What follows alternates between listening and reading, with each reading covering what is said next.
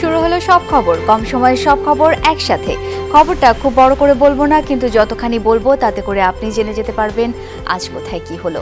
নিয়মিত এই আয়োজনে স্বাগত জানাচ্ছি আপনাদের সবাইকে, আমি শাওন দত্ত। সুনামগঞ্জের বন্যা পরিস্থিতি অপরিবর্তিত, তবে সিলেটে পানি কিছুটা কমেছে। বন্যা কবলিত এলাকাগুলোতে থামেনি বৃষ্টি। উজান থেকে নেমে আসা ঢল আর অতিবৃষ্টির কারণে সুনামগঞ্জের বন্যা পরিস্থিতির কোনো উন্নতি হয়নি। সকাল থেকে বৃষ্টি শুরু হয়েছে, তবে গতকাল বিকেলে বৃষ্টি না হওয়ায় সুরমা নদীর পানি 13 সেন্টিমিটার কমেছে। বর্তমানে বিপদসীমার 27 সেন্টিমিটার উপর দিয়ে প্রবাহিত হচ্ছে নদীর পানি। এতে নদী পাড়ের বসতঘর থেকে পানি নামলেও বাড়ছে হাওরের পানি। পরিস্থিতির অবনতির আশঙ্কা হাওর এলাকায়। দুর্ভোগ আর দুর্দশায় দিন কাটছে সুনামগঞ্জবাসীর। এখনো বিচ্ছিন্ন তাহিরপুরের সাথে সড়ক যোগাযোগ। এদিকে সিলেটে বন্যা পরিস্থিতির কিছুটা উন্নতি হয়েছে। উজানে ভারী বৃষ্টি না হওয়ায় কিছুটা কমেছে নদীর পানি। কুশিয়ারা ছাড়া সবকটি নদ নদীর পানি কমেছে। পানি উন্নয়ন বোর্ড জানিয়েছে গেল 12 ঘন্টায় কমেছে সুরমা, সারি, গোয়াইন, ডাউকি নদীর পানি। তবে বিপদসীমার উপর দিয়ে বয়ে চলেছে সুরমা। মানবেতর জীবনযাপন করছে লাখ লাখ বানভাসী মানুষ। অনেকে ঠাঁই নিয়েছে আশ্রয় কেন্দ্রে, সেখানে নেই পর্যাপ্ত খাবার। বন্যার কারণে সিলেট মাধ্যমিক ও উচ্চ মাধ্যমিক শিক্ষা বোর্ডের এইচএসসি ও সমমানের পরীক্ষা আগামী 8 জুলাই পর্যন্ত স্থগিত করা হয়েছে। শিক্ষা মন্ত্রণালয়ের এক বৈঠকে এই সিদ্ধান্ত নেওয়া হয়েছে। আগামী 9 জুলাই থেকে আগের রুটিন অনুযায়ী পরীক্ষা চলবে।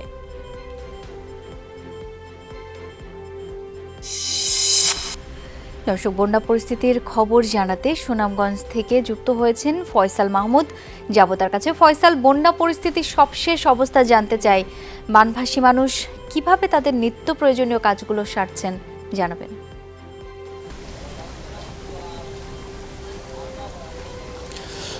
শাওন, বানভাসী মানুষের আসলে যে দুর্ভোগ সেটি কিন্তু আমরা গত কয়েকদিন ধরেই জানাচ্ছিলাম।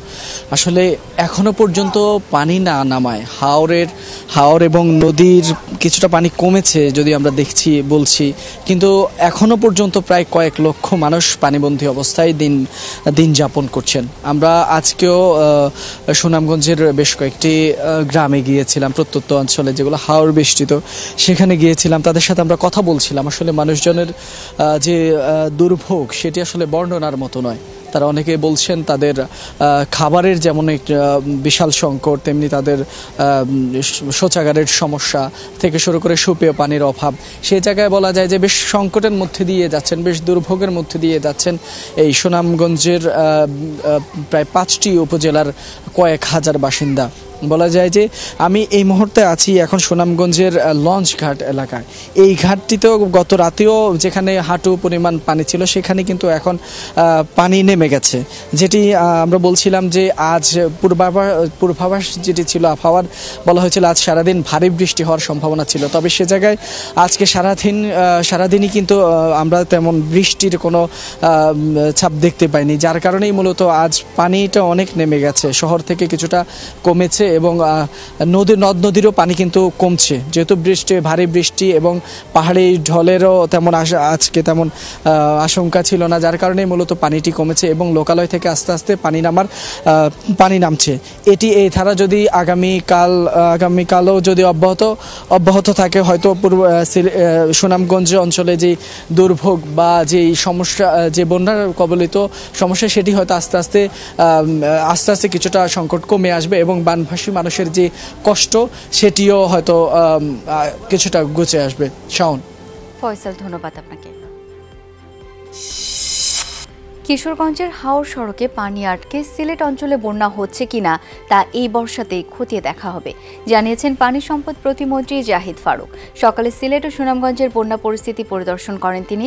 বলেন, আগামী বছর যেন এই অঞ্চলের মানুষের বন্যায় ভোগান্তি না হয় সেজন্য দ্রুত প্রকল্প নেওয়া হবে। প্রতিমন্ত্রী পরে সিলেট শহরের টুকের বাজারে একটি খাল পরিদর্শন করেন। এ সময় সিটি মেয়র সহ অন্যরা তার সাথে ছিলেন।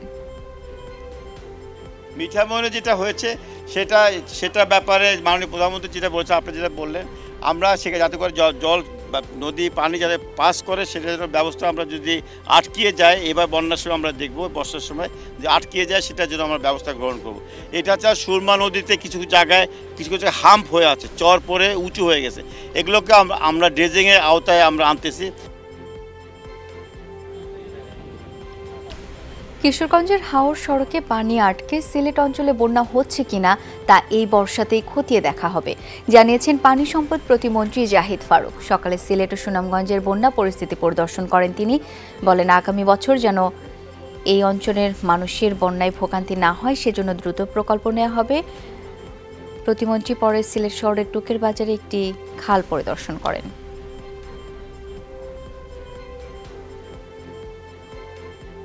প্রচুর বৃষ্টিপাত উজানে হবে, এই হাওর এলাকা ভরে যাবে, প্লাবিত হবে। এটা নিয়ে এটা কিছু করার নাই, এটা নিয়ে বসবাস করতে হবে। কিন্তু আমি অলরেডি চিফ ইঞ্জিনিয়ারকে বলেছি, বিভিন্ন জায়গায় বাঁধ ভেঙে গিয়েছে, বাঁধ ক্ষতিগ্রস্ত হয়েছে, বাঁধগুলো আমরা মেরামত করব। আমাদের ড্রেজিংয়ে সুরমা নদীর ড্রেজিং চলমান আছে, যেটা এখন বন্ধ আছে, সেই সুরমা নদীর ড্রেজিং শুরু হবে। মৌলভীবাজারে প্লাবিত এলাকা থেকে পানি নামছে ধীর গতিতে। কয়েকদিনের টানা বৃষ্টি ও ধলাই নদীর বাঁধের ভাঙা অংশ দিয়ে পানি ঢুকে প্লাবিত হয় নিম্নাঞ্চলের বেশ কিছু এলাকা। 3 উপজেলার কয়েক হাজার মানুষ এখনও পানিবন্দী। চরম ভোগান্তিতে দিন কাটছে তাদের। অনেক ফসলি জমি এখনও বানের জলে তলিয়ে আছে। ধলাই সহ নদ নদীর পানি কমতে শুরু করেছে বলে জানিয়েছে পানি উন্নয়ন বোর্ড। এদিকে সদর উপজেলার শ্যামেরকোনা গ্রামে ঢলের পানিতে ডুবে প্রাণ গেছে 2 শিশুর।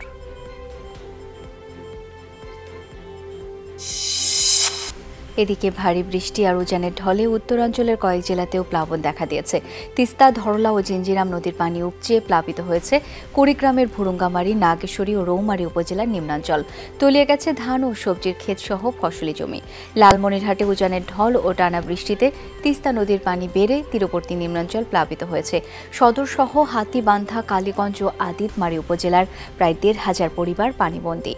তিস্তার পানিতে প্লাবিত হয়েছে রংপুরের গঙ্গাচড়া, কাউনিয়া ও পীরগাছার নিম্নাঞ্চল। চরম ভোগান্তি পোহাতে হচ্ছে বাসিন্দাদের। ঈদের দিন থেকে আমাদের বাড়িতে পানি, আমরা রান্না বান্না করতে পারছি না এবং আমাদের খাওয়া মনে করো বাচ্চা কাচ্চা উপেসে আছে। এখনো পানি বাড়তেছে, পানি বাড়তে বাড়তে আমাদের বাড়ির পর্যন্ত এক পর্যন্ত পানি। বছরের 3 থেকে 4 বার আমরা পানিবন্দী হই। এখানে আমাদের দেখভাল করার মতো এ ধরনের কোনো জনপ্রতিনিধিও আমরা শক্ত কোনো পাই না। খালি শুনি যে নদীর কাজ হবে, নদী খনন হবে, খালি শুনিয়ে যাচ্ছি, এর কোনো কাজ নাই। এদিকে নেত্রকোনার কলমাকান্দা উবদাখালী নদীতে পানি বিপদসীমার 47 সেন্টিমিটার উপর দিয়ে প্রবাহিত হচ্ছে। জেলা জুড়ে বৃষ্টি অব্যাহত। সদর, কলমাকান্দা ও বারহাট্টা উপজেলার 65টি ইউনিয়ন এরই মধ্যে প্লাবিত। পানি উঠেছে নিচু এলাকার বাড়িঘরে। আশ্রয় কেন্দ্রে যেতে শুরু করেছেন দুর্গতরা। শেরপুরের নালিতাবাড়ি ও ঝিনাইগাতি উপজেলার 4 ইউনিয়নের 20টি গ্রাম প্লাবিত। মহারশী, ভোগাই, সোমেশ্বরী নদীর পানি বিপদসীমার মাত্র 3 সেন্টিমিটার নিচ দিয়ে প্রবাহিত হচ্ছে। নিচু এলাকাগুলো প্লাবিত। পানি উঠে ক্ষতিগ্রস্ত হয়েছে বীজতলা, ভেসে গেছে মাছের ঘের। বৃষ্টিপাতের পাশাপাশি আন্তর্জাতিক পানি বণ্টনের অসমতা ও অপরিকল্পিত উন্নয়নকে বন্যার কারণ বলছেন বিশেষজ্ঞরা, যার প্রভাবে প্রতি বছর সুনামগঞ্জ, সিলেট এলাকায় পানিতে ডুবছে গ্রামের পর গ্রাম। এজন্য কার্যকরী ড্রেজিং ব্যবস্থা, পানি ব্যবহারের মহাপরিকল্পনা করা জরুরি বলছেন তারা। তাগিদ দেন হাওর বা নদী কেন্দ্রিক উন্নয়নে অন্তত 30 বছরের আবহাওয়া পর্যালোচনার। মেঘালয়, আসাম যা আছে সবগুলো অঙ্গরাজ্য, ত্রিপুরা সহ পানি বের হওয়ার রাস্তা আমাদের বাংলাদেশ। এই জন্য বাংলাদেশে বন্যাটা কিংবা দীর্ঘস্থায়ী হয় কিংবা অনেক সময় নিয়ে পানিটা থাকে। আমাদের যে বৃষ্টিটা হয় সেটা যতটুকু না বন্যার জন্য দায়ী, ওই ভারতের অঙ্গরাজ্যের বৃষ্টির পানিটা তার থেকে বেশি দায়ী। বিশ্বের সর্ববৃহৎ বৃষ্টিবহুল স্থান চেরাপুঞ্জি মেঘালয়ে অবস্থিত এবং প্রতি বছরই বর্ষা মৌসুমে এখানে প্রচুর বৃষ্টিপাত সংঘটিত হয়, যার পানি মূলত ভাটিতে আমাদের দেশের উত্তর পূর্বাঞ্চলে নেমে আসে এবং হাওরগুলো পানিতে পরিপূর্ণ হয়ে ওঠে। পটুয়াখালীর বাউফলে কারখানা নদীতে আবারও তীব্র ভাঙন শুরু হয়েছে। উপজেলার কাছিপাড়া ইউনিয়নের বাহিরচর থেকে গোপালিয়া পর্যন্ত 3 কিলোমিটার এলাকা ভাঙনের কবলে। গতকাল রাত থেকে শুরু হয় ভাঙন। একদিনে ইউনিয়নের 1 নং ওয়ার্ডের শিকদার বাড়ির উত্তর পাশে 2টি পুকুর, বাগানসহ প্রায় 1 একর ফসলি জমি, কারখানা নদী গর্ভে বিলীন হয়েছে। এর আগে গত সেপ্টেম্বরে এই নদীর একই স্থানের আকাশী ভাঙনে বিলীন হয় রাস্তাঘাট, বাজার, শিক্ষা প্রতিষ্ঠান, কবরস্থান, ধর্মীয় উপাসনালয় সহ কয়েকশো বাড়িঘর। ভাঙন রোধে ক্ষতিগ্রস্ত এলাকা পরিদর্শন করে বালু ভর্তি জিও ব্যাগ ফেলার প্রকল্প দিয়ে যান পানি সম্পদ প্রতিমন্ত্রী। তবে তা ভাঙন রোধে সহায়ক না হয় আতঙ্কে স্থানীয়রা। সুপার 8-এ নিজেদের প্রথম ম্যাচে কাল অস্ট্রেলিয়ার বিপক্ষে মাঠে নামবে বাংলাদেশ। অ্যান্টিগায় ম্যাচটি শুরু হবে বাংলাদেশ সময় আগামীকাল ভোর 6:30টায়। কাগজে কলমে অজিরা টপ ফেভারিট হলেও তাদের চ্যালেঞ্জ জানাতে চান টাইগার কোচ চান্দি কাহাতুর সিংহে। অন্যদিকে এই কন্ডিশনে বাংলাদেশকে কঠিন প্রতিপক্ষ মানছেন মিচেল মার্শ। হিট পজিশন ঠিক রাখতে কলার ব্রেস পরে ব্যাটিং অনুশীলন করেছেন সাকিব। অস্ট্রেলিয়ার বিপক্ষে বিগ ম্যাচে জ্বলে উঠবে সাকিব, সেই প্রত্যাশা টিম ম্যানেজমেন্টের। টপ ফেভারিটদের বিপক্ষে জিততে হলে নিজেদের সেরাটাই দিতে মুখিয়ে আছেন মোস্তাফিজ, তানজিম, সাকিবরাও। যদিও এদিন মাঠে দেখা যায়নি তাসকিন আহমেদকে। বিপরীতে নেটে ব্যস্ত সময় পার করেছেন শরীফুল ইসলাম। ইনজুরি কাটিয়ে যদি শরীফুল ফেরেন তবে উইনিং কম্বিনেশন ভাঙতে হবে রিশাদদের। টাইগাররা যখন পুরো দল অনুশীলনে তখন কলেজ গ্রাউন্ডে ঐচ্ছিক অনুশীলন করে অস্ট্রেলিয়া। ওয়ার্নার ম্যাকজোয়েল ছিলেন না কেউই, তবে 4 ছক্কার ফুল ছুরি ছিল বাকিদের ব্যাটে। টি-20-তে 10 মোকাবেলায় অজিতের জয় 6 আর টাইগারদের 4। মিরপুরের সেই সুখ স্মৃতি অ্যান্টিগায় ফিরিয়ে আনতে চাইবে সাকিব, শান্তরা। সুপার 8 গ্রুপ 2 এর ম্যাচে স্বাগতিক ওয়েস্ট ইন্ডিজকে 8 উইকেটের বড় ব্যবধানে হারিয়েছে ইংল্যান্ড। ফিল সল্ট, জনি বেয়ারস্টোর মারকুটে ব্যাটিংয়ে 15 বল আগে জয় ছিনিয়ে নেয় বর্তমান চ্যাম্পিয়নরা। সেন্ট লুসিয়া জায়ান্ট সাম স্টেডিয়ামে আগে ব্যাটিং করতে নেমে দারুণ শুরু পায় ওয়েস্ট ইন্ডিজ। পাওয়ার প্লেতে কোনো উইকেট না হারিয়ে 54 রান যোগ করে স্বাগতিকরা। 13 বলে 23 রান করে রিটায়ার্ড হার্ড হয়ে মাঠ ছাড়েন ব্রেন্ডন কিং। আরেক ওপেনার জনসন চার্লস 38 রানে ফিরলে 94 রানে প্রথম উইকেট হারায় ক্যারিবিয়ানরা। এরপর নিকোলাস পুরান 36, রবম্যান পাওয়েল 17 বলে 36 আর রাদারফোর্ড 15 বলে 28 রানের ঝোড়ো ইনিংস খেললে 4 উইকেটে 180 রানের পুঁজি পায় ওয়েস্ট ইন্ডিজ। বড় স্কোর তাড়া করতে নেমে শুরু থেকেই ফিল সল্ট আক্রমণাত্মক ব্যাটিং করেন। মাঝে বাটলার 25 আর মইন 13 রান করে ফেরেন। তবে সল্টের অপরাজিত 87 আর বেয়ারস্টোর 48 রানের ঝোড়ো 2 ইনিংসে 8 উইকেটে জয় পায় ইংল্যান্ড।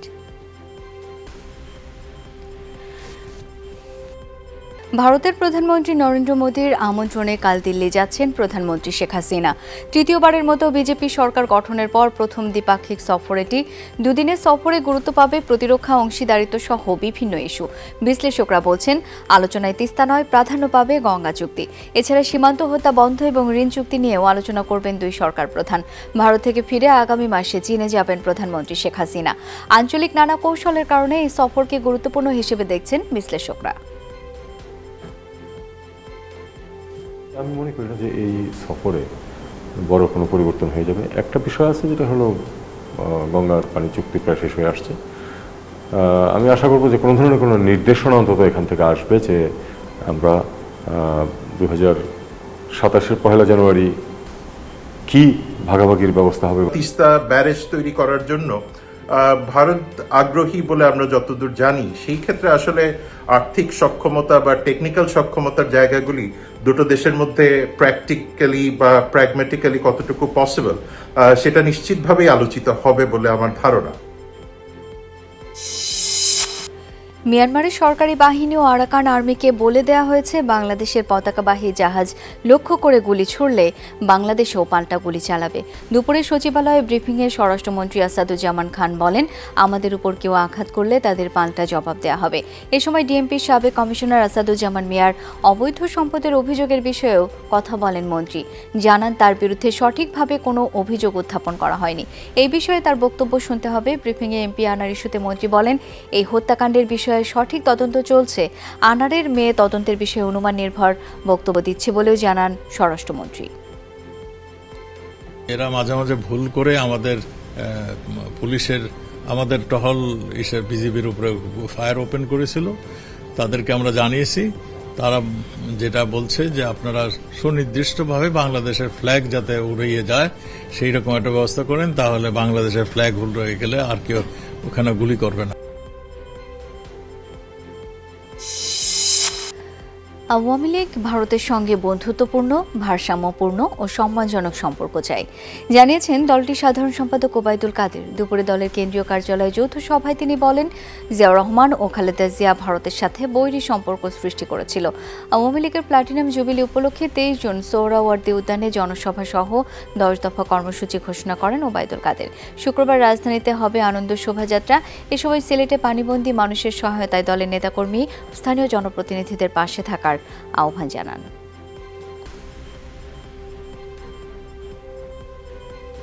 তারা ভারতের সাথে বৈরী সম্পর্ক সৃষ্টি করে বাংলাদেশেরই সবচেয়ে বেশি ক্ষতি করেছে, যেটা আমরা করতে চাই না।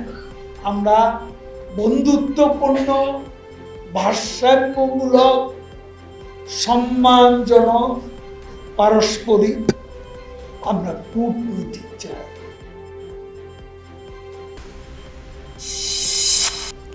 সরকারের সীমাহীন উদাসীনতার কারণেই সিলেটে বন্যা পরিস্থিতি ধ্বংসাত্মক হয়ে উঠেছে, এমন অভিযোগ তুললেন বিএনপির সিনিয়র যুগ্ম মহাসচিব রিজভী আহমেদ।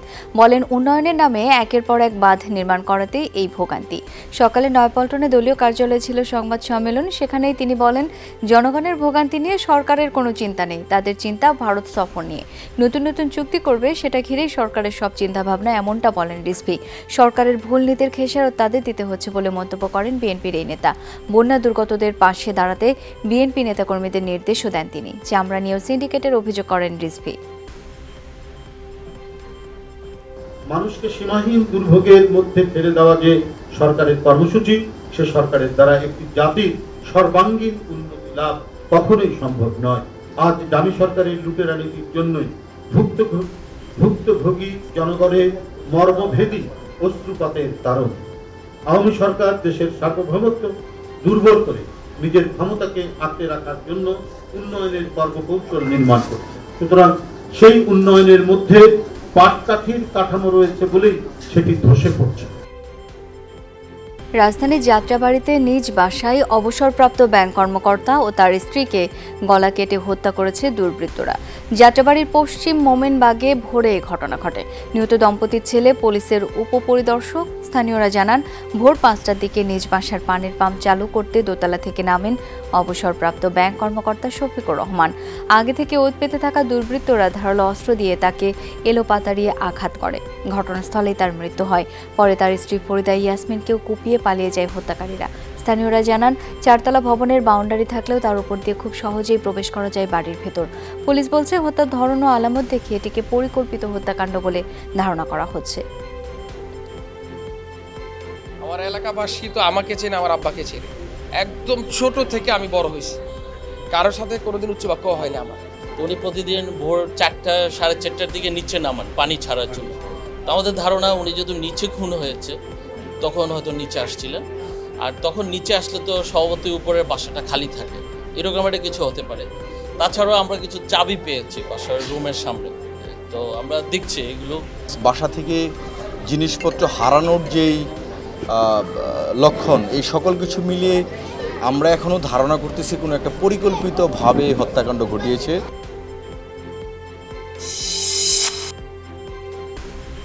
হাজারে যৌতুকের দাবিতে এক নারীকে হত্যার অভিযোগ উঠেছে। ঘটনার পর থেকে স্বামী সহ শ্বশুরবাড়ির লোকজন পলাতক। স্বজনরা জানায়, 1.5 বছর আগে আজিজুল ইসলামের সাথে বিয়ে হয় সাদিয়া আক্তারের। বিয়ের পর থেকে যৌতুকের জন্য বিভিন্ন সময় সাদিয়ার উপর নির্যাতন চালায় আজিজুল। স্বজনদের অভিযোগ, গতরাতে সাদিয়াকে বেধড়ক মারধর করা হয়, এতে তার মৃত্যু হয়। সাদিয়া গলায় ফাঁস দিয়ে আত্মহত্যা করেছে বলে শ্বশুরবাড়ির লোকজনকে জানায় আজিজুল। পরে ঘরে তালা দিয়ে পালিয়ে যায়। খবর পেয়ে মরদেহ উদ্ধার করে ময়নাতদন্তের জন্য হাসপাতালে পাঠায় পুলিশ। এটি হত্যা নাকি আত্মহত্যা সেই সম্পর্কে নিশ্চিত নয় পুলিশ।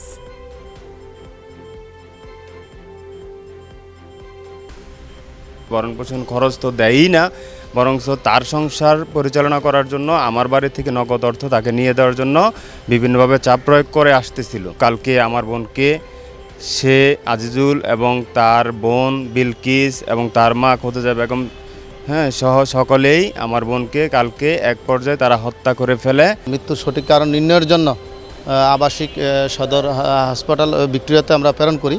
তো এই ঘটনার বিষয়ে তদন্ত অব্যাহত আছে। তদন্ত সাপেক্ষে পরবর্তী দোষীদের বিরুদ্ধে ব্যবস্থা গ্রহণ করা হবে। বিশ্ব শরণার্থী দিবস উপলক্ষে কক্সবাজারের উখিয়া কুতুপালং রোহিঙ্গা ক্যাম্পে আলোচনা সভা ও র্যালি অনুষ্ঠিত হয়েছে। সকালে কুতুপালং রেজিস্ট্রার্ড ক্যাম্পে আলোচনা সভার আয়োজন করা হয়। এর আগে বিভিন্ন স্লোগানে একটি র্যালি ক্যাম্পের বিভিন্ন সড়ক প্রদক্ষিণ করে। পরে একটি কমিউনিটি সেন্টারে আলোচনা সভা অনুষ্ঠিত হয়। এখানে প্রায় শতাধিক সাধারণ রোহিঙ্গা অংশ নেন। অনুষ্ঠানে প্রধান অতিথি ছিলেন রেজিস্ট্রার্ড ক্যাম্পে অতিরিক্ত ইনচার্জ হাবিবুর রহমান। অনুষ্ঠানে রোহিঙ্গারা জাতিসংঘের কাছে মিয়ানমারের চলমান সংঘাত সমাধানের আহ্বান জানান। তারা বলেন, তারা তাদের মাতৃভূমিতে যে কোনো মূল্যে ফিরে যেতে চায়।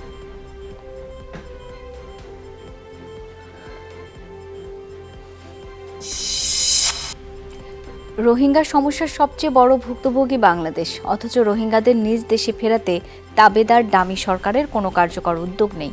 বিশ্ব শরণার্থী দিবসের লিখিত বিবৃতিতে এমন মন্তব্য করেছেন বিএনপি মহাসচিব মির্জা ফখরুল ইসলাম আলমগীর। তিনি আরও বলেন, বর্তমানে বিশ্বজুড়েই আশঙ্কাজনক হারে বৃদ্ধি পাচ্ছে শরণার্থী সংখ্যা, যা নিঃসন্দেহে উদ্বেগজনক। বলেন, ক্ষুধা ও বেকারত্বের কারণে শরণার্থীরাও জড়িয়ে যাচ্ছেন নানা অপরাধে।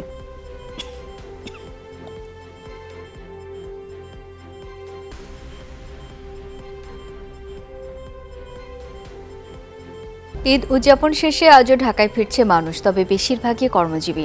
অনেকে ফিরছেন পরিবার পরিজন ছাড়া। ভোরে সদরঘাট টার্মিনালে ভিড়তে শুরু করে দক্ষিণাঞ্চলের লঞ্চগুলো। বরিশাল, বরগুনা, ভোলা, ভান্ডারিয়া, লালমোহন ও চরফ্যাশন সহ দেশের বিভিন্ন রুটের লঞ্চ ভোর 4টা থেকে টার্মিনালে বাড়তে থাকে চাপ। তবে ঢাকামুখী মানুষের ঢল এখনও তেমনভাবে শুরু হয়নি। স্কুল কলেজ না খোলায় অনেকেই পরিবার রেখে শুধু কাজের তাগিদে ছুটে এসেছেন। সকালে কমলাপুর রেল স্টেশনেও ছিল ঢাকায় ফিরে আসা মানুষের চাপ। চট্টগ্রাম থেকে তুর্না, নিশিথা, রাজশাহীর ধূমকেতু, সিলেটের উপবন, চিলাহাটি থেকে নীলসাগর এবং মোহনগঞ্জ এক্সপ্রেস যথাসময়ে ঢাকায় এসে পৌঁছেছে। যাত্রীরা জানান, চাপ কম থাকায় যাত্রা ছিল নির্বিঘ্ন ও স্বস্তিদায়ক। এদিকে অনেকেই আজ রেলযোগে ঢাকা ছেড়েছেন। ঢাকায় অনেক দ্রুত ফিরেছি, কারণ অফিস জয়েন করতে হবে এই জন্য।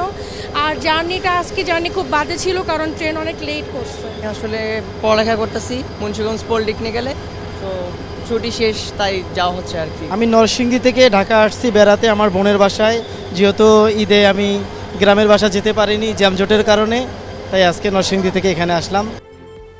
আমলাদের দুর্নীতির কারণে সরকারের ভাবমূর্তি ক্ষুণ্ণ হচ্ছে। অল্প কিছু সংখ্যক আমলার সীমাহীন দুর্নীতির জন্য পুরো আমলাতন্ত্র প্রশ্নবিদ্ধ হচ্ছে। সংসদের প্রস্তাবিত বাজেটের উপর সাধারণ আলোচনায় অংশ নিয়ে এসব কথা বলেন সাবেক পররাষ্ট্রমন্ত্রী ও সংসদ সদস্য এ.কে আব্দুল মোমেন।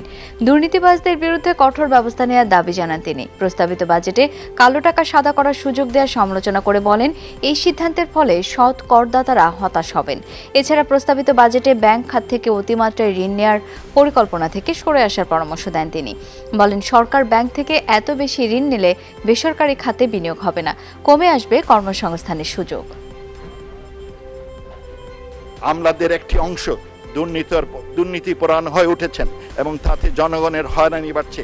এই অল্প সংখ্যক দুর্নীতিপরায়ণ আমলাদের জন্য সারা আমলাতন্ত্র বদনামের ভাগিদার হচ্ছে। মাননীয় প্রধানমন্ত্রী দুর্নীতির ক্ষেত্রে জিরো টলারেন্স নীতি ঘোষণা করেছেন। এই বাজেটে দুর্নীতি ও বিদেশে টাকা পাচার বন্ধের নিদর্শনা ও যথাযথ পদক্ষেপ গ্রহণে জনগণের আস্থা অর্জনে সহায়ক হবে। আগামী অর্থ বছরের বাজেট চূড়ান্ত অনুমোদনের আগে কিছু ক্ষেত্রে সংশোধনী আনা হতে পারে। দুপুরে কৃষি অর্থনীতিবিদ সমিতির সেমিনারে এমন ইঙ্গিত দেন অর্থমন্ত্রী আবুল হাসান মাহমুদ আলী।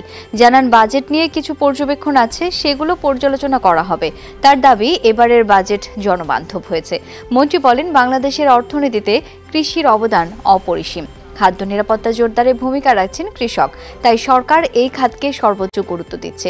বলেন, দেশের অর্থনীতি নিয়ে প্রশ্ন তোলা হয়, কিন্তু বিশ্বব্যাংক ঠিকই ঋণ দিচ্ছে।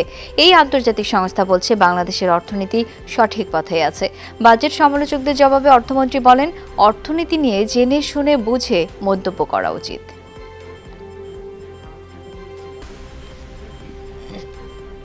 এই বাজেট তো জনবান্ধব বাজেট। এখনো কিছু প্রস্তাব আছে, এগুলোকে বাজেট কিন্তু পাস হয়নি, তো কাজেই সেগুলো আমরা দেখব। আমাদেরকে বিশ্বব্যাংক আবার ঋণ দিয়েছে, তো ওরা তো তার আগেই বলছে যে বাংলাদেশ তো রাইট ট্র্যাকে আছে। বিদেশি বিনিয়োগে খুব একটা সাড়া পাওয়া যাচ্ছে না, তাই বিভিন্ন দেশের সাথে দ্বিপাক্ষিক বাণিজ্য এবং অর্থনৈতিক অংশীদারিত্ব গড়ে তোলার চেষ্টা করছে সরকার। সকালে বাণিজ্য নীতি বিষয়ক সেমিনারে এসব কথা বলেন বাণিজ্য প্রতিমন্ত্রী। জানান, রপ্তানির চেয়ে কর্মসংস্থান বৃদ্ধিতে বেশি জোর দেওয়া হচ্ছে। রপ্তানি খাতে সক্ষমতা বাড়ানোর তাগিদ দেন এনবিআর চেয়ারম্যান। সেমিনারে বক্তারা বলেন, বাণিজ্য নীতিতে মৌলিক পরিবর্তন দরকার, অন্যথায় রপ্তানি পণ্যে বৈচিত্র্য আসবে না। রিজার্ভের পরিমাণ বাড়াতেও এটি গুরুত্বপূর্ণ বলে জানান তারা।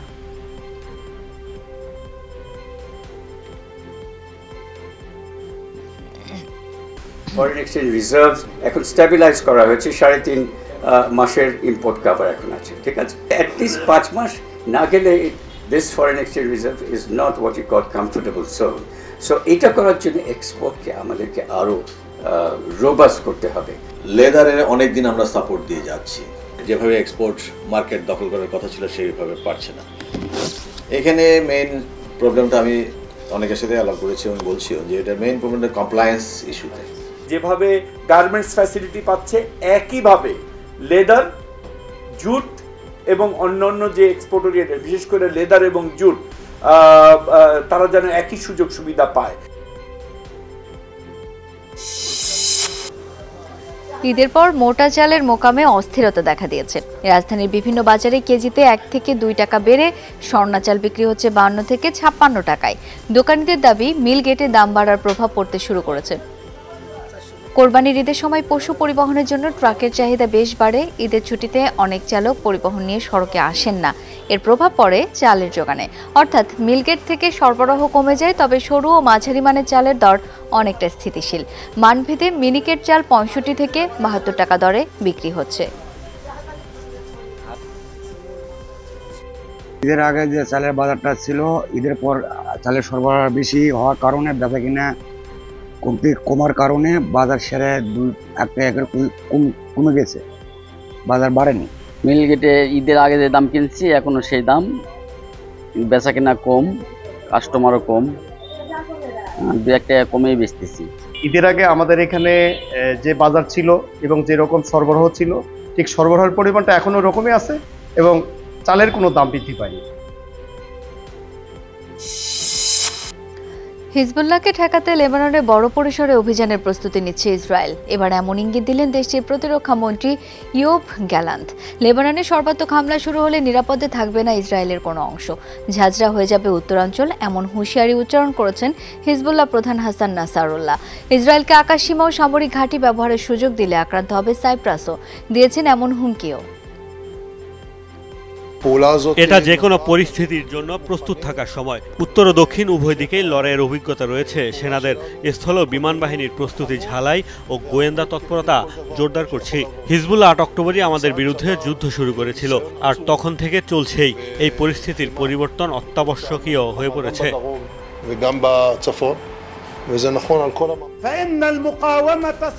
লেবাননে যুদ্ধ চাপিয়ে দিলে কোনো নিয়ম নীতি সীমারেখার তোয়াক্কা করবে না হিজবুল্লাহ। আমাদের মিসাইল ড্রোনের হাত থেকে নিরাপদে থাকবে না ইসরায়েলের কোনো অংশ।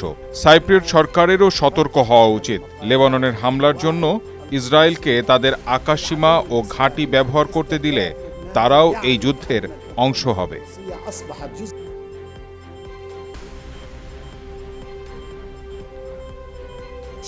গাজার রাফায় আবারও ত্রাণ সংগ্রহকারী ফিলিস্তিনিদের উপর বর্বর আগ্রাসন চালিয়েছে ইসরায়েল। একযোগে হামলা চালিয়েছে আকাশ ও স্থলপথে। কারেম আবু সালেম বর্ডার ক্রসিং এর কাছে ত্রাণের আশায় অপেক্ষা করছিলেন ফিলিস্তিনিরা। সে সময় চালানো হয় হামলা। ঘটনাস্থলেই প্রাণ গেছে কমপক্ষে 9 জনের, আহত হয় আরও অন্তত 30 জন। রাতভর হামলা চালানো হয় গাজার বিভিন্ন অংশে। গাজায় 8 মাস ধরে চলমান ইসরায়েলি হামলায় প্রাণ হারিয়েছে 37,400-র বেশি ফিলিস্তিনি। গাজায় ফিলিস্তিনিদের উপর যৌন সহিংসতা চালাচ্ছে ইসরায়েলের সামরিক বাহিনী। জাতিসংঘের মানবাধিকার পরিষদের এক তদন্ত প্রতিবেদনে উঠে এসেছে এমন অভিযোগ। বুধবার মানবাধিকার পরিষদের অধিবেশনে চেয়ারম্যান নাভি পিল্লাই দাবি করেন, ইসরায়েলের বিরুদ্ধে যুদ্ধাপরাধের অসংখ্য প্রমাণ পাওয়া গেছে। তার অভিযোগ, গাজায় 8 মাসের বেশি সময় ধরে অমানবিক ও নিষ্ঠুর আচরণ করছে ইসরায়েলের সেনাবাহিনী। প্রতিবেদনে জানানো হয়, জোরপূর্বক ফিলিস্তিনিদের উচ্ছেদের পাশাপাশি ইচ্ছাকৃতভাবে হামলা চালানো হচ্ছে বেসামরিকদের উপর। 7 অক্টোবর হামাসের হামলাতেও যুদ্ধাপরাধের প্রমাণ পাওয়া গেছে বলে দাবি তার। Israel has obstructed 7 অক্টোবর থেকে ইসরায়েলি সামরিক বাহিনী গাজায় যে হামলা চালাচ্ছে তা নিয়ে আমরা এই উপসংহারে পৌঁছেছি যে তারা যুদ্ধাপরাধ, মানবতা বিরোধী অপরাধ করছে। পাশাপাশি আন্তর্জাতিক আইনের লঙ্ঘন, ফিলিস্তিনিদের নির্মূলে ইচ্ছাকৃতভাবে বেসামরিকদের উপরে হামলা, জোরপূর্বক উচ্ছেদ এবং যৌন সহিংসতার মতো অমানবিক ও নিষ্ঠুর অপরাধও করছে তারা।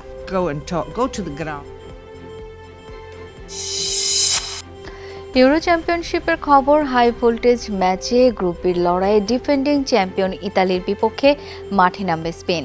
বাংলাদেশ সময় রাত 1টায় শুরু হবে ম্যাচটি। এবারের ইউরোতে প্রয়োজনের তাগিদে সময়ের দাবিতে নতুন খেলোয়াড়দের সঙ্গে মানানসই কৌশল খুঁজতে একেবারে নতুন পরিকল্পনা নিয়ে হাজির হয়েছেন Spain coach Luis de la Fuente. বয়সী ক্রোয়েশিয়ার বিপক্ষে স্পেন দাপট দেখাতে পারলেও ইউরোর শিরোপাধারীদের বিপক্ষে তাদের পড়তে হবে কঠিন পরীক্ষায়। এদিকে গত ম্যাচে চোট পেয়েছেন মাঝমাঠের গুরুত্বপূর্ণ সদস্য রদ্রি ও অধিনায়ক আলভারো মোরাতা। নিজেদের পরিকল্পনা গোপন রাখতে দলের টানা দুদিনের অনুশীলনে গণমাধ্যমকে ঢুকতেই দেয়নি স্পেন। মুখোমুখি 36 বারের লড়াই, স্প্যানিশদের জয় 14টি, হার 10টি, বাকি 12 ম্যাচ ড্র।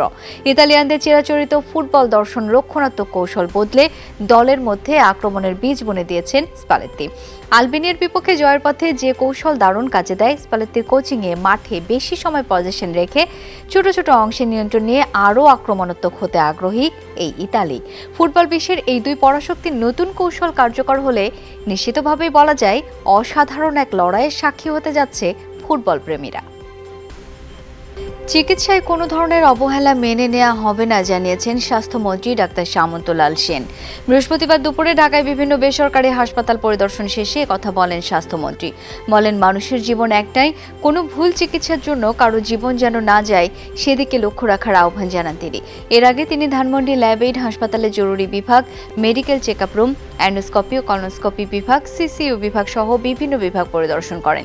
এছাড়া রেডিওলজিস্ট সহ মেডিকেল কনসালটেন্টদের সঙ্গে চিকিৎসা সেবা পদ্ধতি নিয়ে বিস্তারিত কথা বলেন।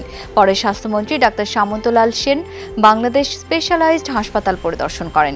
সেখানে গ্যাস্ট্রোএন্টেরোলজি সহ বিভিন্ন বিভাগ পরিদর্শন করে রোগী এবং ডাক্তারদের সঙ্গে কথা বলেন তিনি।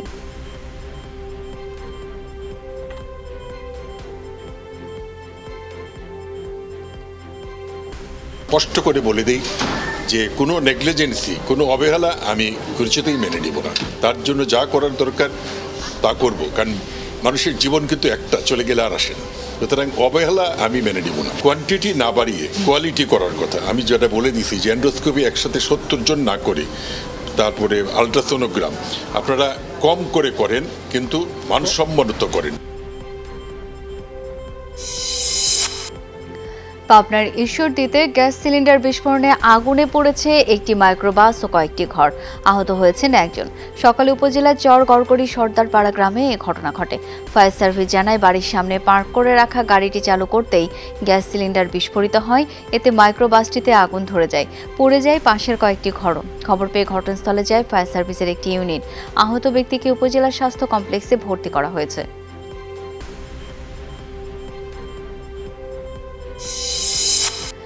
কুড়িগ্রামের উলিপুরে বিয়ের দাওয়াত খেয়ে ফেরার পথে তিস্তা নদীতে নৌকাডুবির ঘটনায় এক শিশুর মৃত্যু হয়েছে। জীবিত উদ্ধার করা হয়েছে 18 জনকে। বুধবার সন্ধ্যায় বজরা ইউনিয়নের সাদুয়া দামারহাট এলাকায় এই দুর্ঘটনা ঘটে। ফায়ার সার্ভিস জানায়, 25-26 জন যাত্রী নিয়ে সুন্দরগঞ্জ উপজেলার বেলকায় যাচ্ছিল নৌযানটি। পথে তিস্তা নদীর তীব্র স্রোতে নৌকাটি ডুবে যায়। সাঁতরে পার হন অনেকেই। জীবিত উদ্ধার পাওয়াদের তথ্য অনুসারে এখনও নিখোঁজ রয়েছেন 8 আরোহী। সকাল থেকে তাদের সন্ধানে তল্লাশি শুরু করেছে ফায়ার সার্ভিস, কিন্তু বৈরী আবহাওয়ার কারণে অভিযান ব্যাহত হচ্ছে। 8 জন নিখোঁজের বিষয়টি নিশ্চিত নয় বলেও জানিয়েছে প্রশাসন। সাতক্ষীরার গাবুরায় ডাকাতের হামলায় এক বনজীবী আহত হয়েছেন। আহত বনজীবীর নাম আজবাহার শেখ। তার একটি পা ভেঙে দেওয়া হয়েছে। পরিবার জানায়, সোরা গ্রামের বাসিন্দা হালিম শেখ একজন ডাকাত। ডাকাতি মামলায় 17 বছর কারাভোগের পর বছরখানেক আগে বাড়িতে আসে। বর্তমানে সুন্দরবনে গিয়ে ডাকাতি করে সে। পূর্ব শত্রুতার জেরে গতরাতে গাবুরা ইউনিয়নের দৃষ্টিনন্দন মাঠে আজবাহার শেখের উপর হামলা চালায়। বাবাকে বাঁচাতে গিয়ে আহত হন আজবাহারের ছেলে। বর্তমানে সাতক্ষীরা মেডিকেল কলেজ হাসপাতালে চিকিৎসাধীন আজবাহার। এই ঘটনায় শ্যামনগর থানায় 6 জনের বিরুদ্ধে মামলা হয়েছে, আটক হয়েছে একজন। কিশোর গ্যাংয়ে দৌরাত্ম্য বন্ধে করণীয় শীর্ষক আলোচনা সভা অনুষ্ঠিত হয়েছে চট্টগ্রামে। নগরীর হালিশহর 24 নং ওয়ার্ডের বসুন্ধরা আবাসিক এলাকায় এই সভায় বক্তারা পাড়া মহল্লায় বখাটে, ইফটিজার, কিশোর গ্যাং ও চাঁদাবাজদের দৌরাত্ম্যে উদ্বেগ প্রকাশ করেন। এদের নির্মূল এবং শান্তি শৃঙ্খলা বজায় রাখতে সবাইকে ঐক্যবদ্ধভাবে কাজ করার আহ্বান জানান। সভায় কল্যাণ সমিতি সভাপতি শহীদুল্লাহ পাটোয়ারি সহ বিভিন্ন শ্রেণী পেশার প্রতিনিধিরা বক্তব্য রাখেন। পার্বত্য অঞ্চলের সকল ক্ষুদ্র নৃগোষ্ঠীর মাতৃভাষা শিক্ষা নিশ্চিত করা গেলে সরকারের মাতৃভাষা শিক্ষা কার্যক্রম এগিয়ে যাবে বলে মন্তব্য করেছেন রাঙামাটির সংসদ সদস্য দীপঙ্কর তালুকদার। সকালে কিল্লামুড়া নিম্ন মাধ্যমিক বিদ্যালয়ে ত্রিপুরা ভাষায় বর্ণমালা লিখে শিক্ষার্থীদের হাতে বই তুলে দিয়ে কার্যক্রমের উদ্বোধন করেন তিনি। বলেন, প্রধানমন্ত্রী শেখ হাসিনার উদ্যোগে পার্বত্য চট্টগ্রামের পুঁথিগত শিক্ষার পাশাপাশি ক্ষুদ্র নৃগোষ্ঠী সম্প্রদায়ের মাতৃভাষা শিক্ষা কার্যক্রম চালু করা হয়েছে। এই কার্যক্রম এগিয়ে নিতে সকলকে কাজ করতে হবে। এ সময় উপস্থিত ছিলেন রাঙামাটি পার্বত্য জেলা পরিষদ চেয়ারম্যান অংশুপ্রু চৌধুরী, জেলা পরিষদ সদস্য অংশু চাইন চৌধুরী, পরিষদ সদস্য বিপুল ত্রিপুরা, কিল্লামুড়া নিম্ন মাধ্যমিক বিদ্যালয়ের সভাপতি সহ অন্যান্য নেতাকর্মীরা। আগামী 23 জুন দলের 75তম প্রতিষ্ঠাবার্ষিকী উদযাপন উপলক্ষে ভোলার লালমোহনে বর্ধিত সভা করেছে উপজেলা আওয়ামী লীগ। সকালে উপজেলা পরিষদ অডিটোরিয়ামে অনুষ্ঠিত সভায় সভাপতিত্ব করেন উপজেলা আওয়ামী লীগের সভাপতি ও স্থানীয় সংসদ সদস্য নুরনবী চৌধুরী শাওন। দলের প্রতিষ্ঠা বার্ষিকীতে কেন্দ্রের সাথে সঙ্গতি রেখে বিভিন্ন কর্মসূচি পালনের সিদ্ধান্ত নেওয়া হয়। এসব কর্মসূচি সফলভাবে পালনের লক্ষ্যে নেতাকর্মীদের দিক নির্দেশনা দেন সংসদ সদস্য নুরনবী চৌধুরী শাওন। বর্ধিত সভায় উপজেলা আওয়ামী লীগের সাধারণ সম্পাদক, পৌরসভার মেয়র সহ স্থানীয় নেতারা অংশ নেন। সিরাজগঞ্জের বেলকুচি তামাই প্রভাকর বিদ্যানিকেতন বিদ্যালয়ের কৃতি শিক্ষার্থীদের সংবর্ধনা ও পুরস্কার বিতরণ অনুষ্ঠান হয়েছে। দুপুরে বিদ্যালয় প্রাঙ্গণে 49 জন শিক্ষার্থীকে সংবর্ধনা দেওয়া হয়। অনুষ্ঠানে শামসুল হক খানের সভাপতিত্বে প্রধান অতিথি হিসেবে বক্তব্য রাখেন বেলকুচি উপজেলা চেয়ারম্যান আলহাজ আমিনুল ইসলাম সরকার। এ সময় আরও উপস্থিত ছিলেন দীপ্ত চেতনা বিকাশ কেন্দ্রের চেয়ারম্যান বীর মুক্তিযোদ্ধা আব্দুল মান্নান, রাজশাহী বিশ্ববিদ্যালয়ের সাবেক সিনেট সদস্য আয়ুব আলী খান, রাজশাহী বিশ্ববিদ্যালয়ের department of material science and engineering এর অধ্যাপক ডক্টর এম আসাদুল হক, সহযোগী অধ্যাপক ডক্টর মোহাম্মদ মাসুদ রানা খান, প্রশিক্ষণ শেখ মোহাম্মদ আলী, এছাড়া সাবেক শিক্ষার্থী রাশেদ শরীফ সহ স্থানীয় শিক্ষক, শিক্ষার্থী ও সুশীল সমাজের প্রতিনিধিরাও অনুষ্ঠানে উপস্থিত ছিলেন। এই ছিল আজকের সব খবরের আয়োজন। এতক্ষণ সাথে থাকার জন্য সবাইকে অসংখ্য ধন্যবাদ।